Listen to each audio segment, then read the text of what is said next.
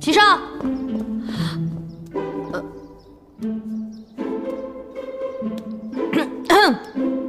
我来了。朕知道了。哈哈，你倒挺会享受的啊！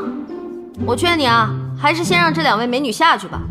接下来我要说的话，恐怕让外人听见，会有损您的龙颜。不要紧，你说的话，这里除了朕，没有第三个人能听见。那我可说了啊，你把我整得人不人鬼不鬼的，关在那个破帐篷里待了那么久，你自己却在这逍遥自在啊！朕在江北时，肩和胳膊都受了伤，这是太医吩咐的，请按摩师为之按摩康健。哪个男人去洗头房不是说自己去洗头的？去按摩院不是说自己去按摩的？啊？那你认为该是如何？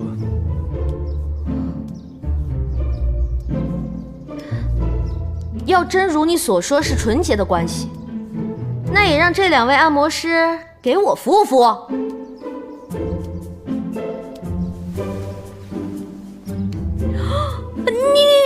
你还摸人家小手？你该不会是想当着我的面那个吧？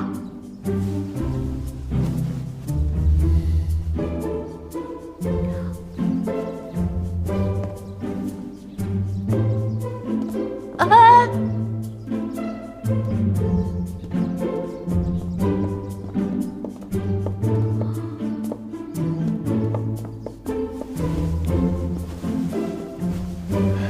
这两位师傅的按摩手艺非常高，只可惜他们看不见、听不见，也不会说话。这可惜了这如花的面容了。媳妇儿，媳妇儿，媳妇儿。哇塞！娘娘，见着皇上了吗？见是见着了，别提了。啊？宝贝儿，我好像看到了一个不明物体。你胆儿大不大？大。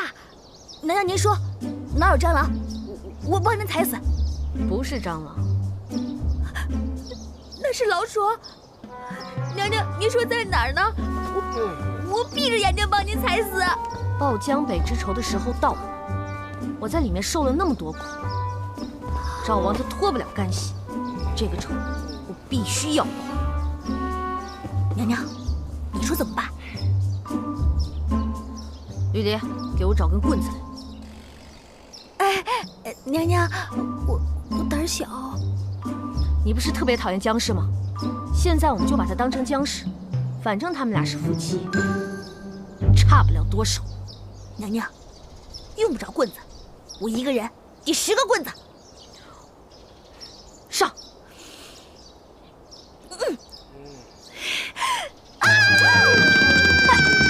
哎呦我去！偷袭你这么大声！哎呦，绿梨！哎呦，哎呀，你打我干嘛，绿梨？别打了，别打了，别打了！我找我媳妇儿，你打我干嘛？我招谁惹谁了？我管你惹谁呢？说打你就打你！手下留人！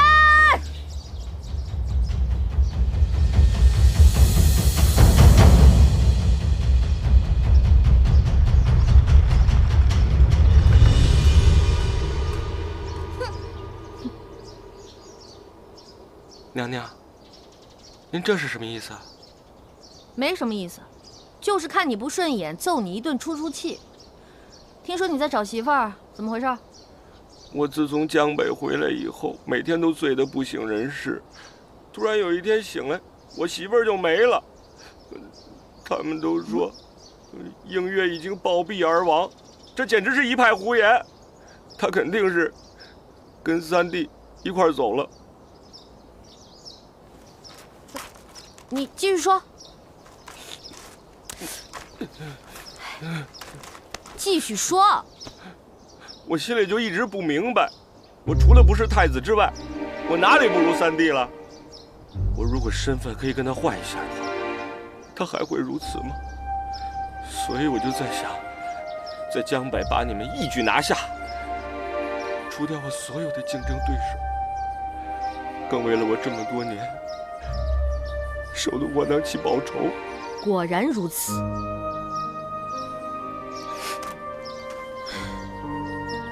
你也不容易。现在我终于明白，原来你不是怂啊，你是憋着一股劲儿。娘娘，你说天底下怎么会有这样的人呢？你说这个女人到底是怎么想的呀？她怎么想的我可不知道，但你是怎么想的，我是彻底明白了。是个男人遇到你这种事儿，10有8九都会闹出人命。你这么做，我理解。娘娘，你人真好。娘娘，娘娘，娘娘，我这可一直等着呢，这人还打不打呀？我把正事给忘了，这人是一定要打的。交情归交情，打仗归打仗。绿莲，给我狠狠的走，一定要把江北之仇给我报回来。上！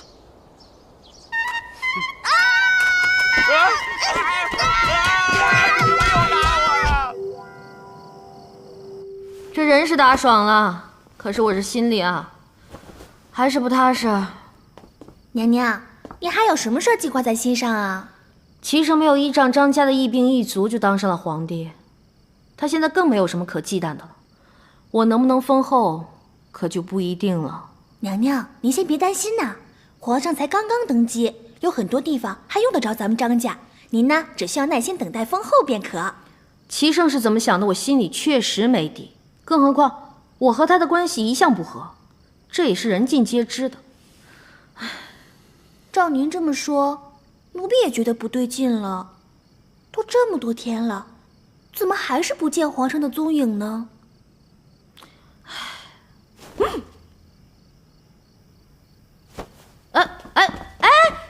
哎呀，怎么又来这套？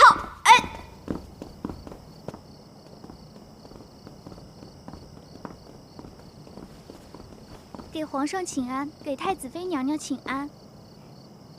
没长脑子吗？这是皇后。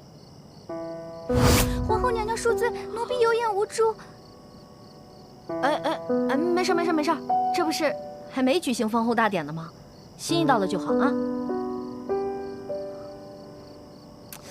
哎呦，这小可怜啊，快起来啊！来，你倒懂得怜香惜玉。哥这叫有绅士风度。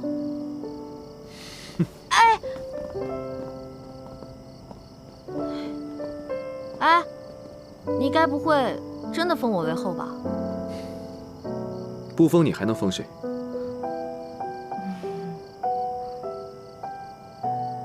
他就在里面，他吃了很多苦，是朕有赋予他。你说的他，难道是僵尸？他没死。可怜的赵王啊，你是没有看到他那样子，惨呐，我都看不下去了。你见过他？没有，我也是听人说的。赵王，是朕愧对于他在先。可江北一事，他也的确是过了界。这次朕没有重罚他，也是想给他留条后路。要我说，重不重罚不重要。现在呢，你是大仇已报，解了心头之恨就行了。正是因为赵王那个烂泥扶不上墙的样子，实在是不能再照顾应月。他要一直体弱多病，朕怕他在赵王府再待下去，不被赵王逼疯，也会心力憔悴而死。所以你才想了个辙，把他接进了宫。你已经猜到了。你这不正在征求我意见，想要金屋藏娇吗？我理解。你想做什么呢？放心大胆的去做，我支持你。其实，我只是想让你容得下他，给他一条活路。容，绝对容得下。你小子那么快就封我为后，原来是给自己留着备胎呢。哼！哎呦，这儿蚊子还不少呢。要不咱们进去吧，别让人家姑娘等久了。嗯。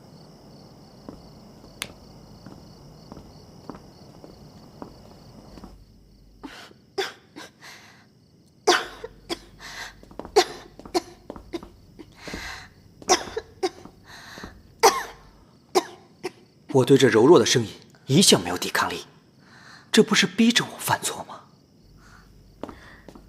哎呦，哎，妹妹病得这么严重，就别起来了。终于可以占她的便宜了。哎呀，妹妹，瞧瞧这小脸，鹅蛋脸都瘦成锥子脸了，这身材太骨感了啊！还有这大长腿，又白又直，别说是皇上，就连我都爱不释手啊！哎呀，妹妹，你说你受了这么多的苦，你知道哥的心里有多疼吗？哎，你这是做什么？我这是在心疼妹妹。你还是出去等着吧。拜拜。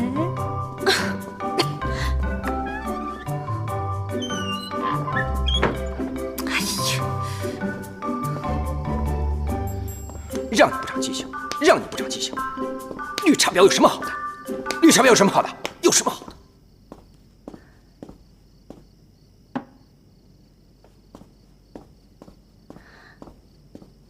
姐姐刚才的态度真是反常，演得好一出姐妹情深啊！难道世间就不存在真正的姐妹情了吗？皇上误会了，妾身是觉得这段时间姐姐和从前大不相同了。刚才姐姐对臣妾太过热情，妾身一时之间还无法适应。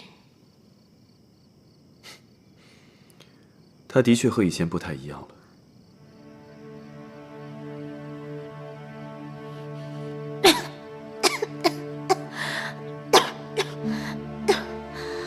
自从陛下从江北回来，就没来看过妾身。现在妾身病了，陛下才带着姐姐前来。陛下是不是觉得姐姐比我有趣，比我新鲜？真没有那样想。新鲜不过是一时的，陛下与映月可是有一生一世之约的。什么？一生一世之约？妾身想知道，陛下把臣妾接进宫，只是为了想让妾身养病。赵王那副样子，你在赵王府再待下去，恐怕只会加重你的病情。朕若不把你接进宫中，只怕你会性命难保。妾身知道，陛下是在疼妾身。朕此次来，是因为有些话不得不跟你说了。朕把你接进宫中，只是想保住你的性命，并无他意。总之，是朕对不住你。这些日子，朕对你、对鹏鹏的感情，都在发生着变化。朕发现，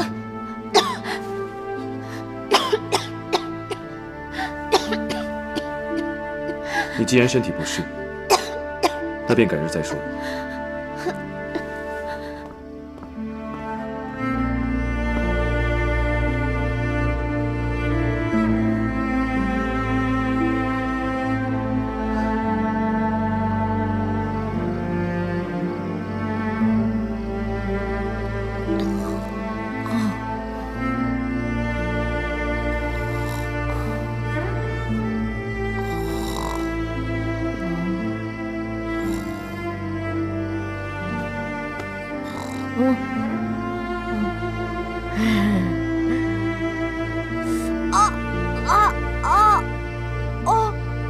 麻了啊！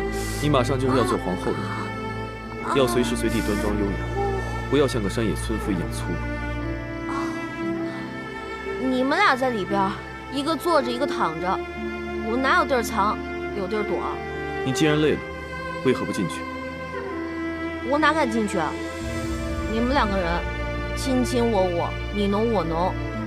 再说，我怕自己把持不住。回去吧。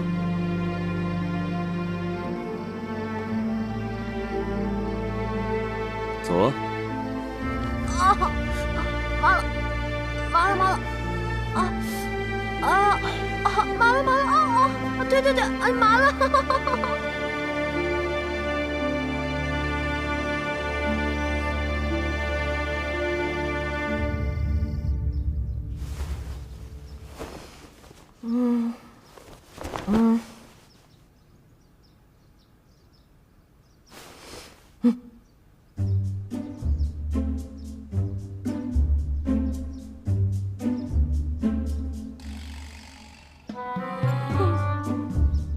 我不会是在梦游吧？难道我是到了路边洗头店，到了三温暖？娘娘洗一下。娘娘，该起床啦！这封后大典可是一辈子就一次的事儿，这可不能怠慢了呀。原来是册封大典啊！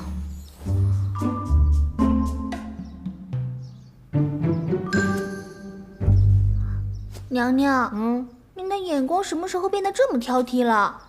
以前奴婢挑的东西，没有一样不是您可心的。难怪以前张鹏鹏不受宠啊，就是因为你这个设计师啊，品味太 low。绿篱，不是我眼光高，是因为你啊，是彻彻底底的女人审美，你根本就不知道男人喜欢什么。你看啊。这只就比你刚刚挑的那只好看，简单而不失大方，优雅而不失身份，重要的是，还带着一点点的骚气。骚气？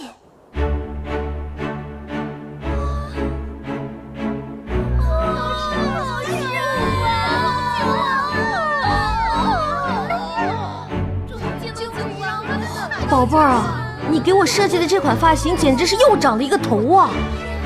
你这是让我变异的节奏啊！娘娘，什么是变异的节奏啊？妹妹什么情况？不知道。我怎么闻到了一股浓浓的少女思春的味道？啊！九王，给娘娘请安。你怎么来了？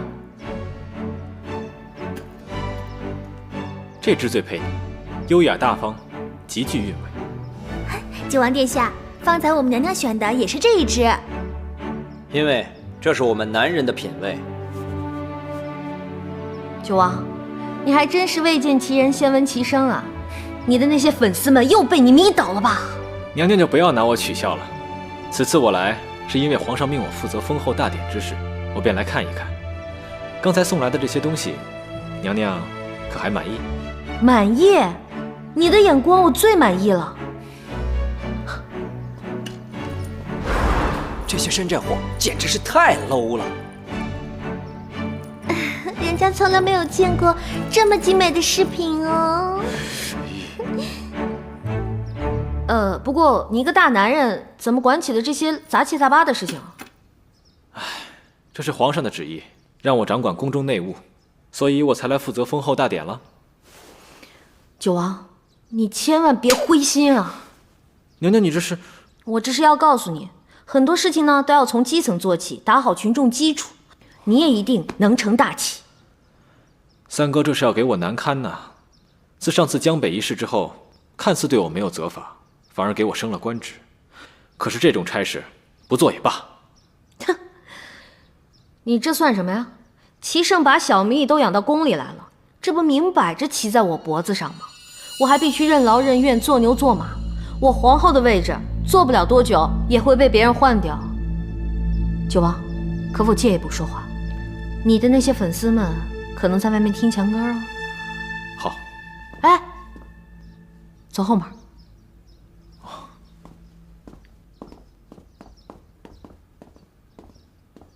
这皇后住的地方就是不一样，这才是真正的高端大气上档次。今晚你跟我就在这儿，好好的举杯邀明月。娘娘，您知道吗？今日啊，您同皇上手牵着手，一步一步地走出奉天殿，那气势真的是无人能及呢。我也是第一次啊，真切地体会到了唯我独尊、天下尽我的感觉，尤其是在文武百官的高呼声中。一个男人一生所求，也不过如此了。是啊，皇上他不仅拥有了天下，更拥有了娘娘您，而您拥有着皇上，嘿，总归啊是世界上最幸福的人了。绿蝶，不给我泼冷水，你会死啊！皇上驾到！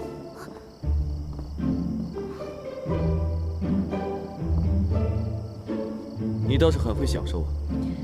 是什么风把您给吹来了？今日你成了朕的皇后，朕高兴，便来了。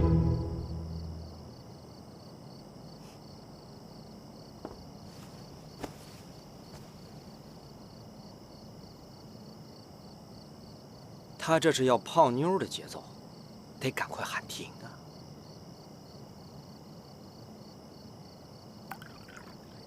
皇上，实在是不好意思，今天我喝了好些的酒，这一吹风头还有些疼，怕是不能服侍皇上喝酒了。绿丽，你不用乱找借口。朕在你这坐会儿便走，只想和你说说话。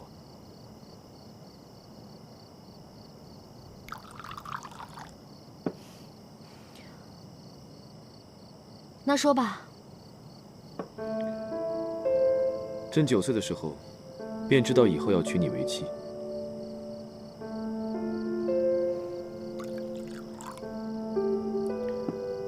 很多人都觉得，是因我聪颖过人，乖巧懂事，成祖才授意先皇将我立为太子，好有朝一日登上皇位。其实他们都想错了。那是怎么回事？有一次，成祖带着我和九弟去了张家，看见了5岁的你，在园子里嬉笑打闹。成祖便起了童心，笑着问我和九弟，要不要和你一起玩。哎，那江妹妹呢？那个时候她在哪？5岁的时候，江氏的父母还并未双亡，她也还未住进张府。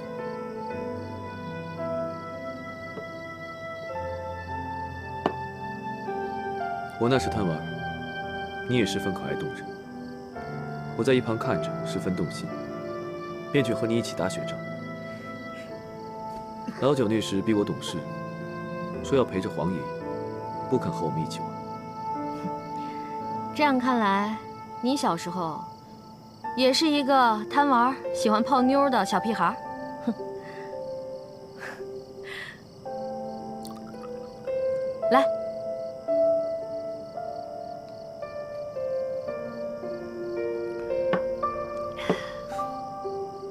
谁也没想到，从那以后，成祖便待我与其他皇孙大有不同。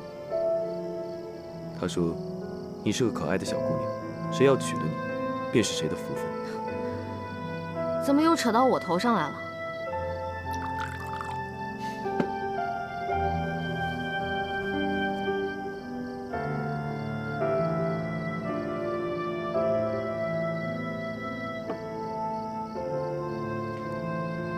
你不觉得你的性子像极了皇祖母吗？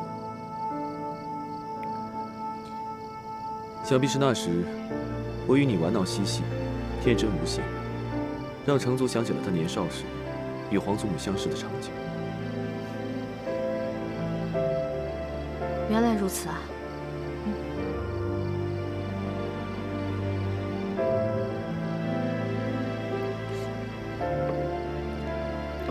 都是过去的事儿了，人要学着向前看。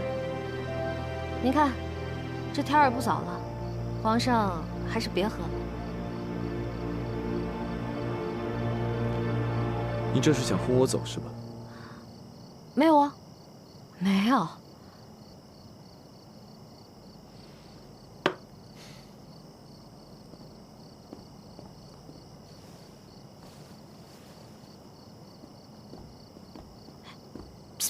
小公公，东北角幽兰殿知道了吗？啊？回大明宫。是。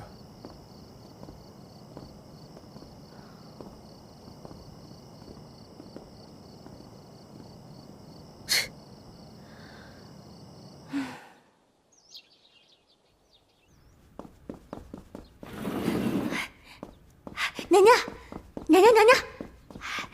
据可靠消息，皇上这些日子只去过幽兰殿，但是却从未在幽兰殿过过夜。哎，我什么时候让你去打听这些乌七八糟的事儿了？是奴婢擅自做主，替娘娘监控视听，绝不能让江氏那个小婊子抢了娘娘的风头。我升了职，你也跟着升了职啊？你这叫狐假虎威，你知道吗？还不是借着娘娘的光吗？而且我做这些不是为了自己，而是为了娘娘您呐。奴婢跟娘娘可是一条心呐。不过你汇报的这些八卦消息啊，倒是有点参考价值啊。放心吧，娘娘，奴婢是不会做无用功的。皇后娘娘，后宫的几个娘娘来了。怎么又来了？说是让娘娘主持公道。退下吧。是。他们真是天天都能找事儿让我主持公道啊！真把我这当居委会了。绿篱，你去告诉他们，今儿周末我这居委会不办公啊！妇女联合会不联合，人家工作日再来。娘娘，您才刚掌管后宫没多久，还是先做出个以德服人的样子吧。啊，是吧？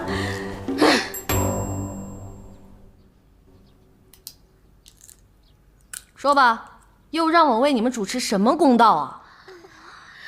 求娘娘为我们做主啊！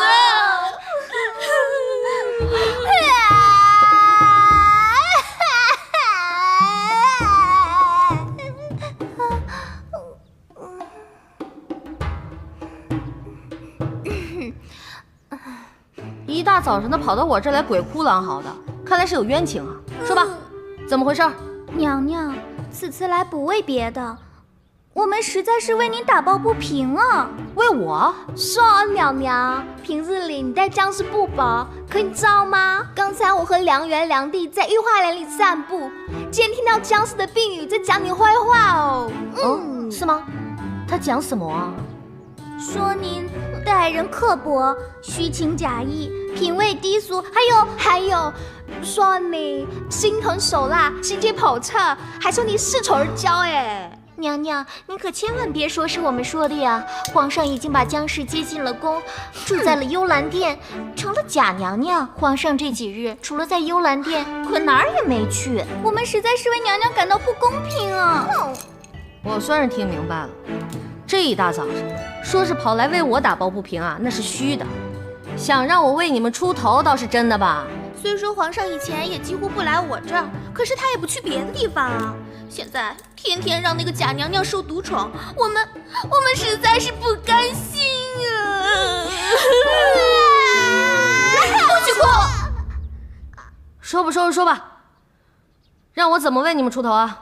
你今日要是不为我们解决此事，我们就在这里哭死算了。嗨，不是说不让我哭吗？怎么你们哭起来？哼，群后人！哎，你不要再哭了，你的妆都花了啦！哪里哦？这里都花了，还有这边都花了。看啊，该死的宫女，明明让她给我买的是防水的胭脂和眉石，这哪里防水都了？花了这边，还有这边。哎呀，你这宫女肯定是……算了，多大点事儿，花了也漂亮啊！这边啊，你刚才也花了，有防水的胭脂和眉石，可当真？我也一直想拥有一款防水的眉石和胭脂呢。你在哪儿买的？可曾用过？当然用过，特别好用。就在城里有家铺子，叫做丽人坊，我专门让我的宫女出宫帮我买的。哎，我跟你们说跑题了啊！我早就想拥有一款防水的胭脂了，这样不管下雨、下雪还是流眼泪，就不怕妆花了。对呀，不如改天到我宫里试一试。好啊！择日不如撞日，不如就现在吧。好啊，走。说好的替我打抱不平呢？说好的绝不放弃呢？皇后娘娘，妹妹们有要事缠身，改日再来拜访姐姐。我们就先行告辞了，快走。真是一场说走就走的旅行啊！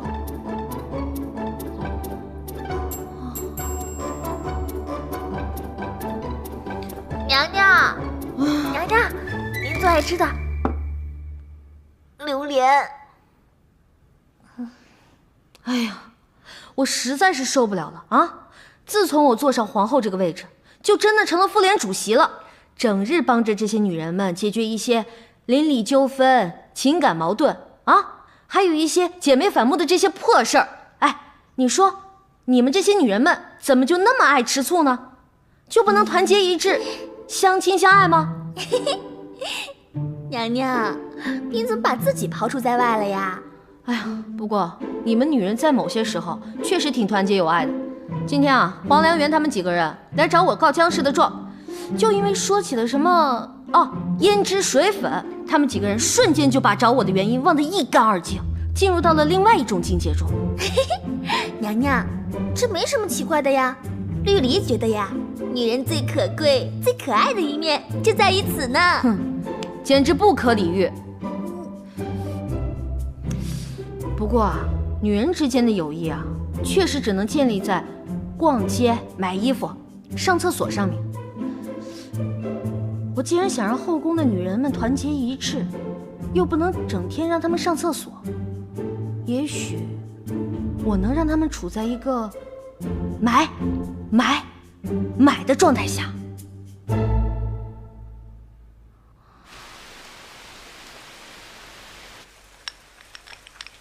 乐视，对，就是乐视商城，这是我给自己的电商起的名字。哎，那个启照的名字我都想好了，就叫做阿里鹏鹏。不需要。我们盛东城内有东南西北4大集市，每天全国各地的货物源源不断运进城内，不需要你说的那个乐视，还有阿里鹏鹏。皇上，我实在是因为这些日子后宫里的娘娘们总来找我闹事儿，没有办法才想出这个万全之策呀。这和你说的乐视又有何关系？皇上，您还不明白吗？我做的一切都是为了皇上您啊。为了朕？您总去幽兰殿的事儿，大家都知道了，而且反应非常激烈，只是没有人敢在您面前说罢了。但是纸是包不住火的，所以我才想到这个办法，让那些后宫的娘娘们有一个精神寄托。朕要是不答应你，倒是自找麻烦了。可不是嘛，我这是在为您排忧解难，才不是为了一己私欲。有一句亘古不变的古话，让全世界的女人都能够忘记儿女情长。You need to cry, dear。直译过来就是哭吧，宝贝儿。但是今天呢是音译，就是有你的快递。不管你是生病、失恋、挂科，还是3天没洗头，只要听到这句话，所有的女人都会瞬间精神抖擞、容光焕发，整个世界充满爱。你所说的这个乐视，真有这么神奇吗？那当然了，有一句话是这样说的：别人做不好的我们做，别人做不到的我们做。我们这个乐视商城将建立一个开放闭环式的生态系统。哎，生态你懂吗？啊？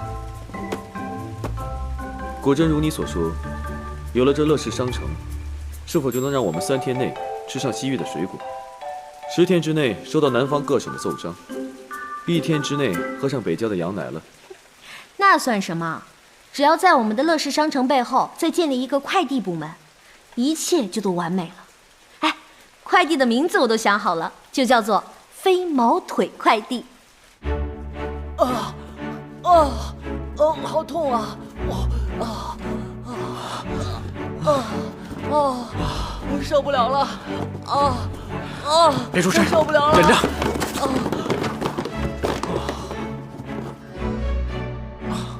疼死我了，九哥！我的手已经不是我的手了。何止是你的手啊，我的手也不是我的手了。你说皇后想起什么来了？这样写下去会把咱们给累死啊！这件事如果办起来还是挺有意义的。鹏鹏果然是个有雄才伟略的女子。唉，罢了，每个成功女人的背后都有我这种苦哈哈的男人。快写吧，不然到明天都写不完这些快递单。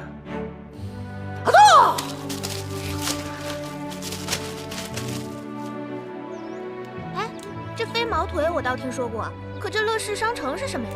准是皇后娘娘为了讨好皇上使出了什么新招啊！哎呀，管它是什么啦！听说卖的东西又便宜又好，这不就够了吗？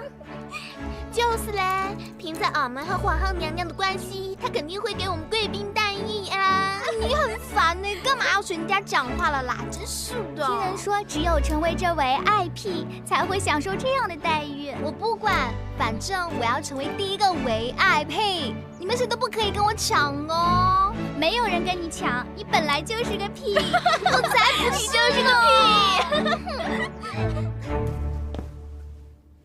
今晚务必要把这些货给分发完毕。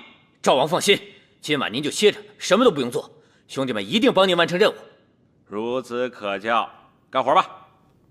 我先眯会儿。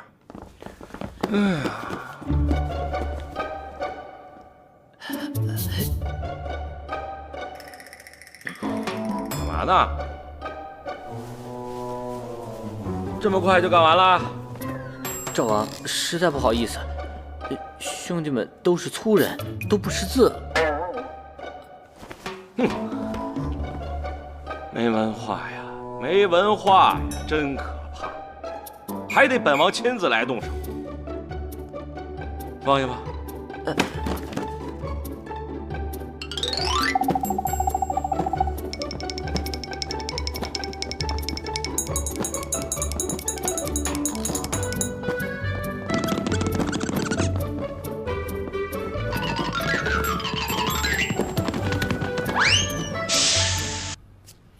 鹏鹏，哎，我最近听说你那个乐什么商城来着，办得不错。乐视商城。哦，对，就是乐视商城。哎呀，自从有了这个乐视商城，皇后娘娘和后宫的嫔妃之间就再也不吵架、不打架了，是吧？那是因为啊，他们有了心理寄托。鹏鹏，我今天找你来啊，是因为我想让你帮我找一个名师，张三千的《盛夏风光瓷瓶》。你那个乐视商城可有卖的？张三千，可是张大千的弟弟。张大千，哀家不曾听说过。皇祖母，这事儿就包在鹏鹏身上，您放心吧。还是鹏鹏最知道孝顺哀家。皇祖母。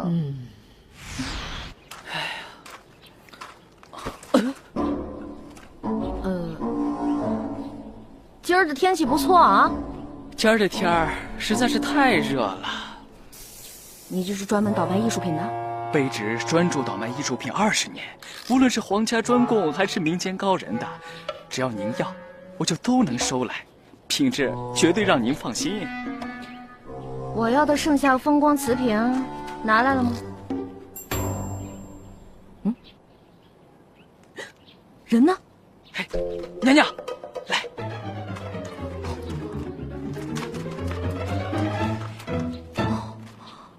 货呢？等着。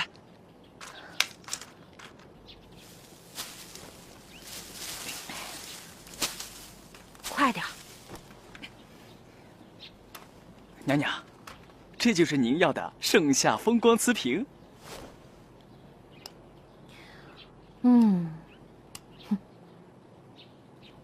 不错。还有什么好货？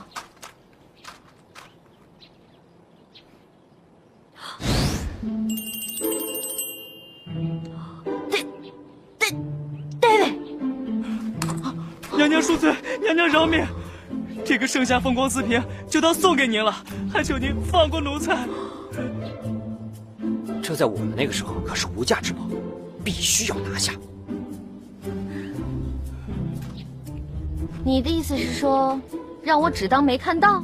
娘娘，我愿意做牛做马报答娘娘。这样吧，你把这个呆位像送给我，就当什么事儿都没有发生过。那玩意儿是西洋过来的，是仿品，在咱们这儿可是禁品呀。你怎么还不明白？我这是在帮你销赃呢。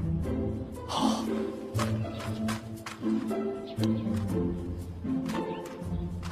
娘娘，谢娘娘大恩大德。小事儿，小事儿，我先撤了啊。哎。哎，娘娘，您的盛夏风光瓷瓶。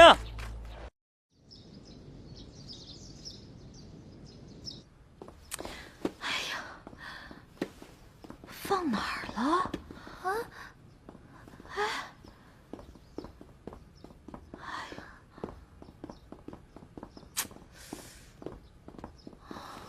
娘娘，您到底在找什么呀？您倒是和我说呀！哎呀，我跟你说实话吧，我的戴维没了。娘娘，戴维是谁啊？戴维是米开朗基罗的代表作。我刚刚从一个太监那儿买的大卫雕塑啊！我当是什么东西呢？这种东西丢了，咱们再买一个不就完了吗？这东西可不能丢，丢了是要被问罪的。那到底是个什么物件啊？这个雕塑啊，是个带小丁丁的裸体。小丁丁为何物？就男人的那个。哎呀，那东西在西洋人眼里啊是个艺术品，可放在你们这儿就是个违禁品。要是被别人看见了，别说是私藏的罪名了，搞不好还可能被杀头。哎呀，怎么了？今天飞毛腿来咱们县城谷取价，奴婢就把一个盖着照布的物件当成盛夏风光瓷瓶，寄到太皇太后那儿去了。啊！完了完了完了！这东西要是到了太皇太后手里，可是要出大事了。哎呀！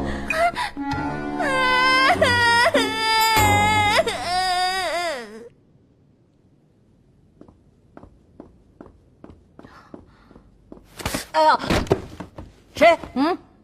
女神姐姐，你怎么来了？杨言，快告诉我，刚到的快递放哪儿了？在这边呢。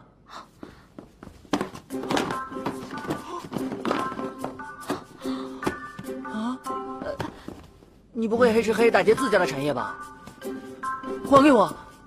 给我！别闹了！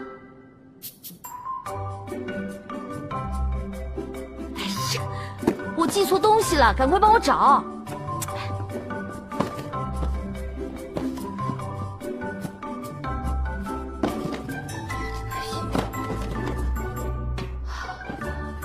好热！姐姐，你要干什么？你别脱呀！我不能对不起我九哥呀！揪你个头啊！我……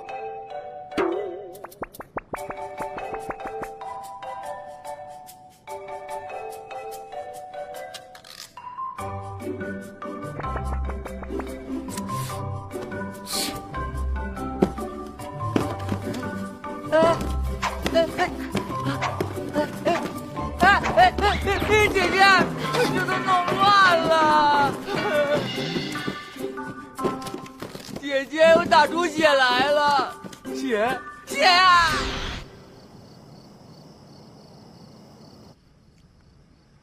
听说快递在宫中大受好评。是啊，皇上，现在宫中的各个吃住用度都是快递寄来寄去的，就连御膳房的蔬菜都是南菜园用快递寄过去的呢。看来皇后所说的生态系统果然便利。如果朕要寄一个东西，是不是所有经手的人都会知道朕寄了什么？回皇上，快递最大的优点之一就是保密性强。您只要包好了包裹，写好了去处，那便没有任何人能打开您的包裹。收件的人只需要查看包裹的完整度，就可以给5星好评了。虽然说对这种新的形式有所担心，不过朕也不能固步自封。这样，你去帮朕寄一个东西。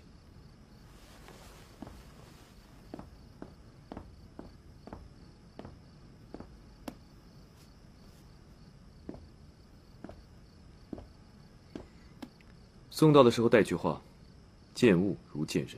是，皇上。报！皇上，有您的急件，请接收。下去吧。是，皇上。皇上。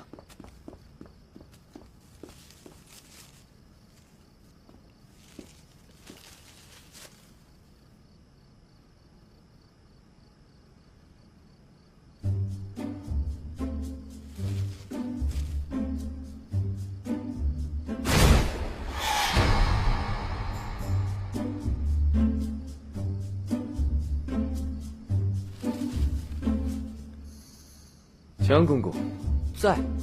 你过来。你给朕写写“小苹果”这3个字。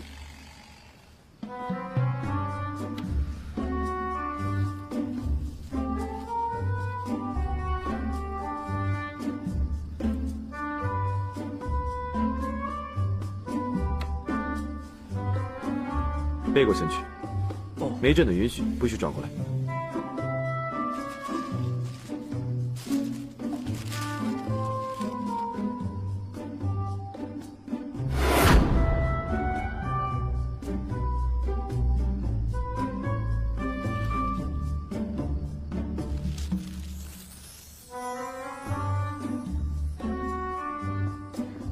皇上，这是临海进贡的苹果，太皇太后用快递给您送来的。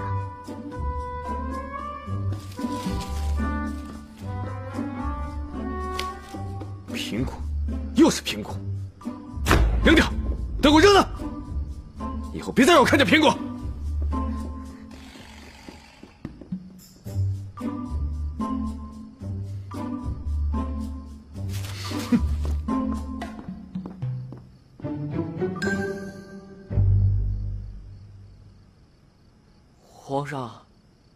皇上，奴才能转过身了吗？皇上，哎，小苹果，皇上不吃我吃。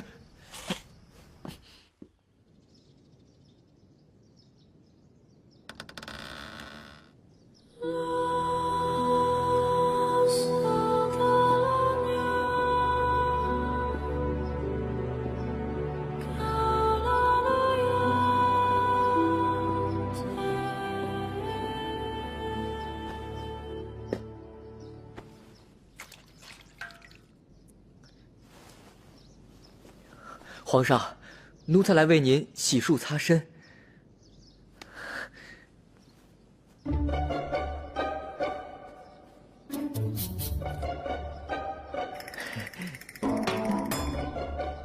皇上，您的胸肌最近健壮了许多呀，腹肌也是。哎，人鱼向我看看。皇上，您这样下去得让多少人着迷呀？就连奴才也有点动心呢。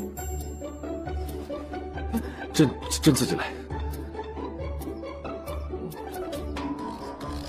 强公公，你跟了我这么多年，你也该知道，朕是不喜欢伤害别人的。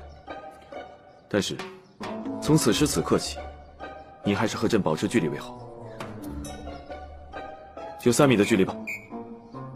皇上，奴才感觉到皇上这几日对奴才特别不满，是不是奴才做错了什么？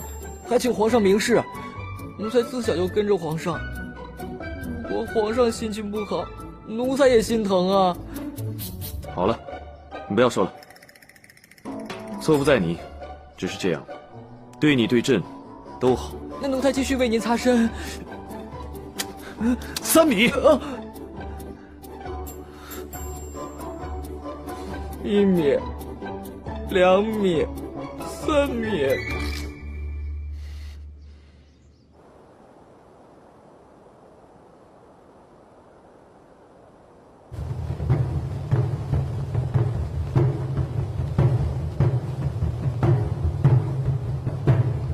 赵王，我平时待你不薄，可你为何屡次公然与我作对？平时受剧情所限，可现在已是彩蛋环节。你与我期江映月不清不楚，忍无可忍，无需再忍。那好，我们来一决高下，如何？若你赢了，朕以后便不再插足。奉陪到底。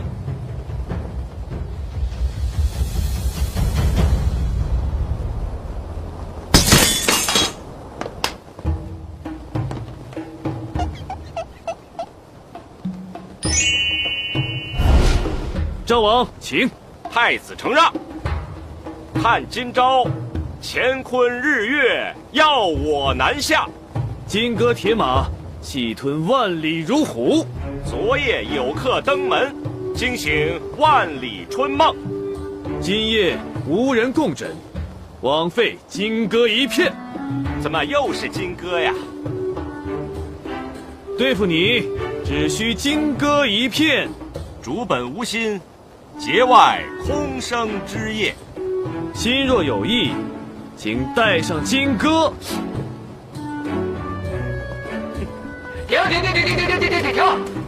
怎么回事？怎么回事啊？都108条了还过不了？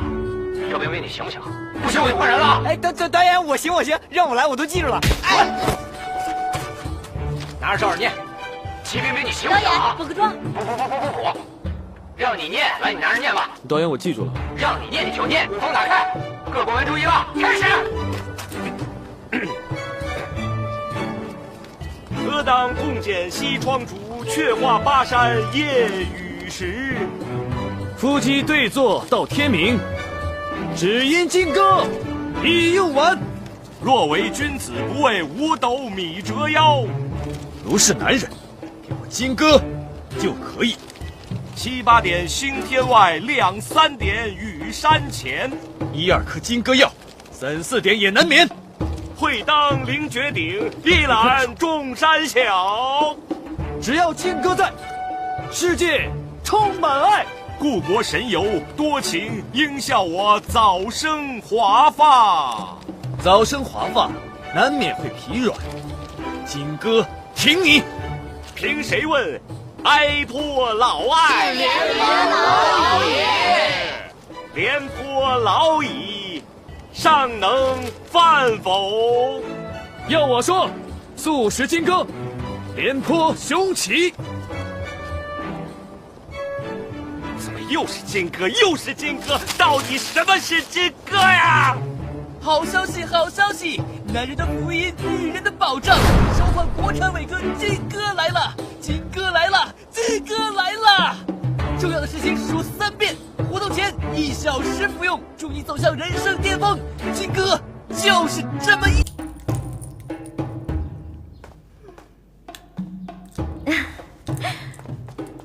皇祖母，起来吧。今天呐，我把大家叫来，是要让大家和哀家一起欣赏一件张三千大师的遗作《盛夏风光瓷瓶》。张三千，哎，那瓷瓶不是已经失传很久了吗？哀家也是因为机缘巧合，偶然间得到了张大师的这件作品，想必是瓷瓶本身也愿意让懂得的人拥有和欣赏它吧。啊，皇祖母，既然这个瓷瓶这么珍贵，今天来了这么多人，万一不小心谁碰碎了，那可怎么办啊？哦，再好的作品，也要拿出来跟大家一起分享啊！拿上来吧。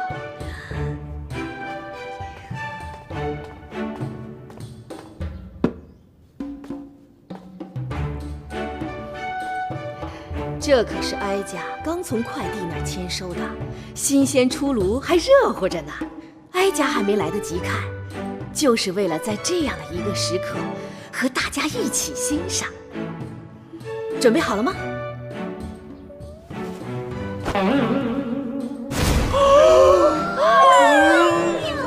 哀家告诉你们，这位张三千大师最擅长描写四季，而这个盛夏风光瓷瓶又堪比春光无限。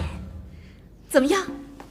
哀家的瓷瓶把各位都惊艳到了如此的地步，让哀家也好好欣赏欣赏它。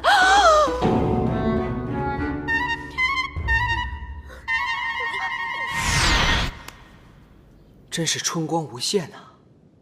这下出事儿了，我该怎么办呢？大胆！这不是哀家要的瓷瓶。来人呐，去查清楚究竟是怎么回事。是太皇太后，还不赶快把它拿走！是。哎呦，哎呦，那个，对不住了，齐少。皇祖母，我有话要跟你说，单独的。鹏鹏，现在就我们2个人，你可以说了。你这是干什么呀？皇祖母，请恕罪，这个有伤大雅的东西，确实是鹏鹏寄出来的。是你？怎么会是你呢？鹏鹏，哀家知道你善良，可也不能为了别人揽下如此的重罪呀。皇祖母，这个罪责必须由鹏鹏一个人来承担，因为鹏鹏万万不可说出那个人的名字，不然事情会越闹越大的。是谁如此大胆，竟然敢要挟皇后去袒护他？你告诉哀家是谁，哀家替你做主。皇祖母，你这不是让我为难吗？快说！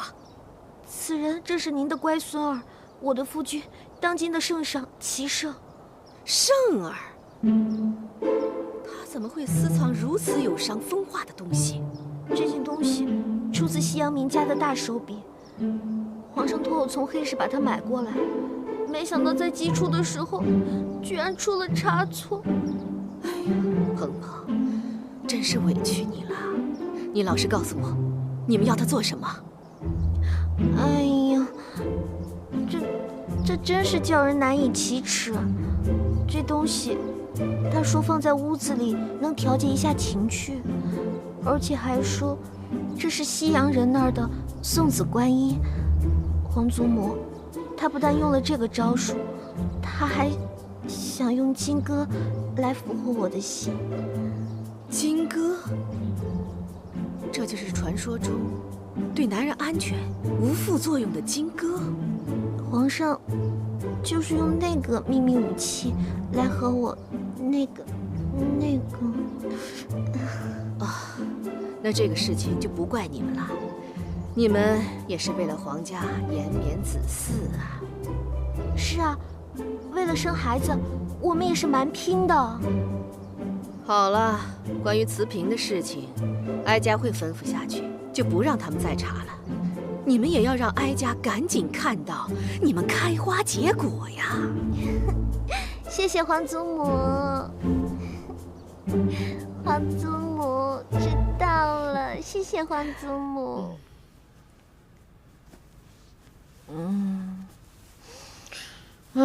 宝贝儿，快给我揉揉头，好好放松放松。我这一天啊，太烧脑了。今天啊，还好是我急中生智，哎呀，才躲过这劫。你说这皇上有时候也挺顶用的哈。哼。把东西放下，先退下吧。是。你也先下去，朕有话要和皇后单独说。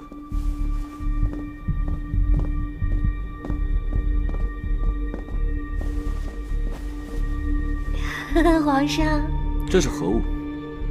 为何皇祖母说要物归原主，还说只有单独和你在一起时才能看？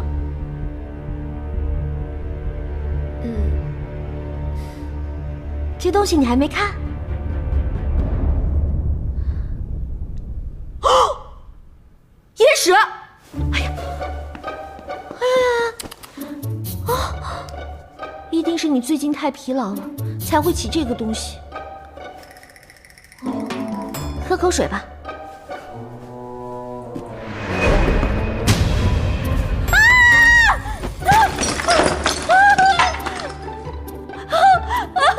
天哪！太后送我的送子观音啊！圣母玛利亚大慈大悲，圣母玛利亚饶命啊！罢了罢了。欧巴，我都看。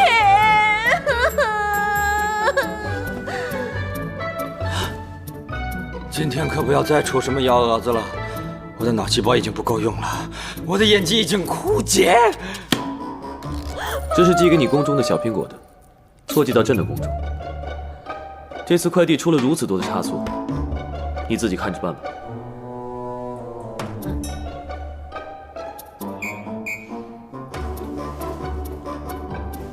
欧巴，你好辛苦，我来给你按摩好不好？再给你唱首歌。你是我的小呀小苹果。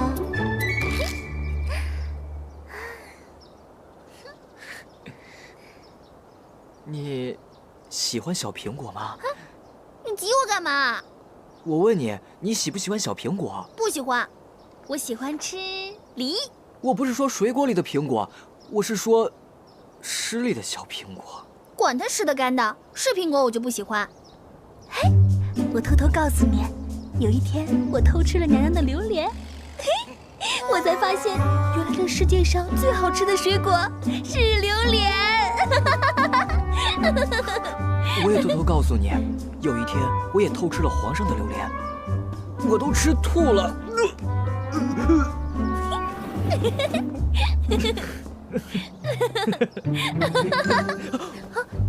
皇上吉祥。回宫。怎么还不走？皇上，3米呢？现在不用了。奴才谢主隆恩。回去我偷皇上的榴莲给你吃啊。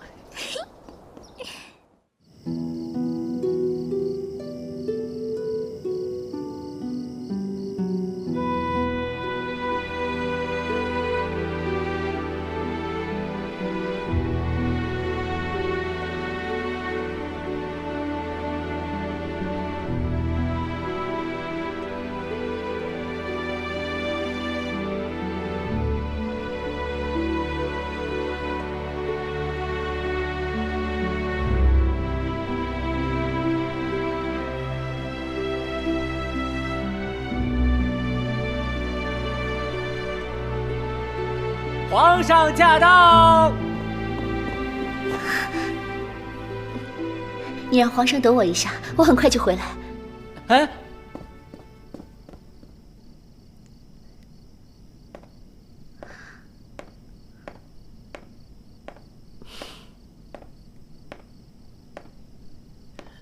皇上他人呢？啊，皇上吩咐了，见物如见人。你这个人好坏好坏的，害得我以为皇上来了，白让我打扮了这么许久。说来也奇怪，您刚才还那样，从里边一出来就像换了一个人。这是一个女人必须具备的生存技能。哦，那您签收快递吧。你给我打开。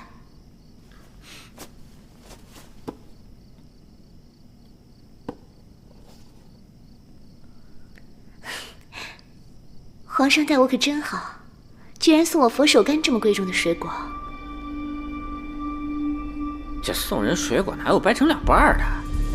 要么就是这人太不讲究了，要么就是像坊间流传的那样，是分手的意思。分手？要不然皇上至于连一个整水果都不趁吗？这位娘娘，我还有下一单呢，您还是快签收了吧。他要和我分手，这一定是弄错了，我不签。哎，您别不签呢，早知道我就不告诉您真相了。我听说前些日子快递不是出了差错吗？您这个是 VIP 专用物流通道，不在那次送错的范围内。我不管，你把这什么破佛手柑给我送回去。奴才办不到啊！你不是飞毛腿快递吗？我是飞毛腿没错，可是我们那边不让接私活。什么飞毛腿快递，什么乐视商城，都是一伙的。你们和张鹏鹏合起伙来骗我，皇上一定是被他迷了心窍，这一定是弄错了。这，你还是自己还回去吧。张鹏鹏，又是你！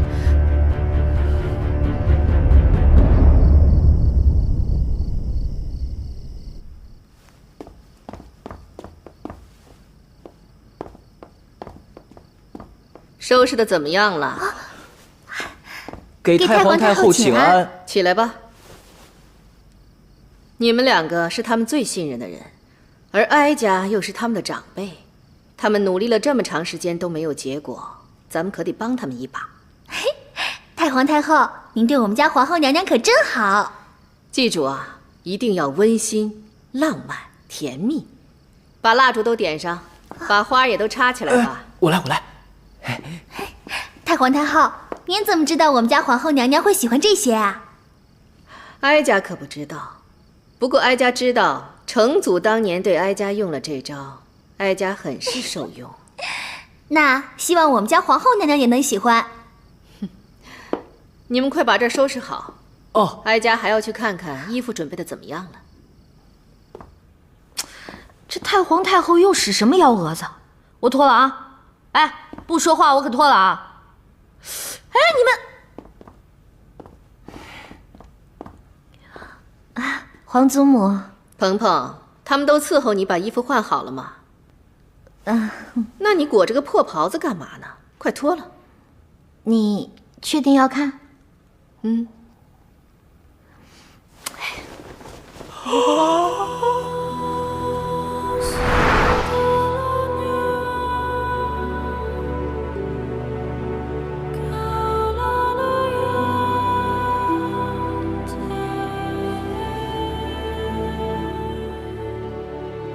哀家终于明白了，当年成祖是如何被哀家倾倒的。哎，皇祖母，您确定这衣服是您亲手设计的？当然了，要不皇祖母怎么会让你来当模特呢？鹏鹏，我告诉你啊，我最近对这个服装设计呀特别感兴趣。我还让人家从西洋给我请来了个裁缝，裁缝叫什么来着？叫维多利。维多利。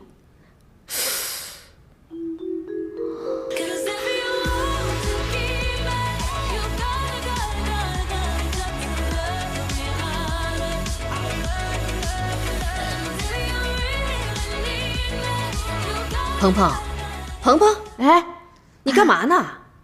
没什么。啊，皇祖母，我想起来了，您说的那个人是不是叫 Victoria？ 对，就是这名字。哎，怎么说来着 ？Victoria。魏脱衣呀，对。鹏鹏，这男人呐都是犟驴子，一定要顺着毛捋，跟男人较劲儿，最后吃亏的可是我们女人。哎，皇祖母，咱刚刚聊那个 Victoria 聊得正高兴呢，怎么又说起这个话题了？那是因为呀，皇祖母有样东西要给你。啊，跟我来。鹏鹏，自从你跟哀家说皇帝在服用此药，哀家就让人糟了大量这个碎碎念，我还是先撤吧。哎呀，哎呀，哎呀，哎呀，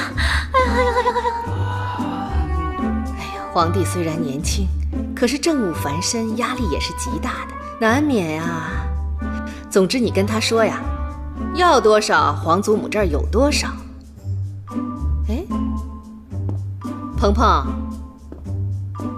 鹏鹏，哎，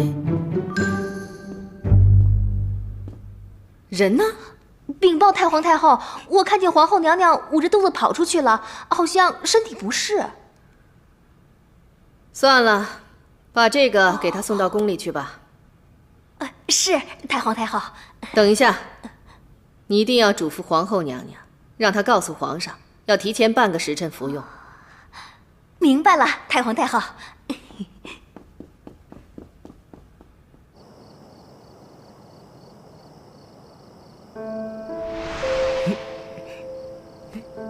今晚的星星。